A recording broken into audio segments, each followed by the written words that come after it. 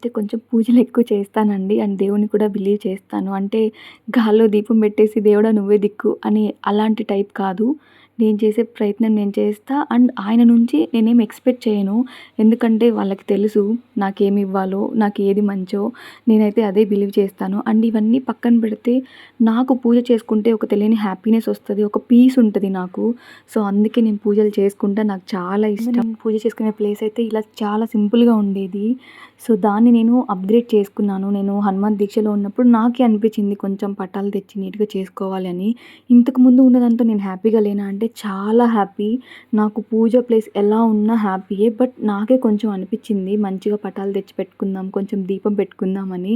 Just అలా అనుకున్నాను అంతే మనసులో. ఓకే. ఇలా అప్‌గ్రేడ్ చేసుకుందాం అని అనుకోని వాకింగ్‌కని బయటికి వెళ్ళాను. వెళ్ళంగాల్నే నాకు ఈ షాప్ కనిపించింది. నాకు మట్టి దీపాలంటే చాలా ఇష్టం. సో, ఇంకా ఈ దీపం తీసుకున్నాను. అండ్ దేవుడి ఫ్రేమ్స్ కూడా కర్ణాటకలో కొంచెం వీళ్ళ అంటే దేవుడి ఫ్రేమ్స్ అవి కొంచెం డిఫరెంట్‌గుంటాయి. సో, నాకు కావాల్సినట్టు ఫ్రేమ్స్ దొరకడానికి నాకు కొంచెం టైం పట్టింది. అవన్నీ తీసి వాళ్ళతో మొత్తం ఎతికిచ్చాను. ఫైనల్‌గా నాకు కావాల్సినవే నాకు దొరికినాయి. ఇదంతా నేను ఆల్రెడీ లాంగ్ వీడియో పోస్ట్ చేసున్నాను. ఇన్‌కేస్ మీరు ఇంట్రెస్టెడ్ ఉంటే లాంగ్ వీడియో లింక్ ఇక్కడ పెడతాను. మీరు చూసేయండి. Thank you so much for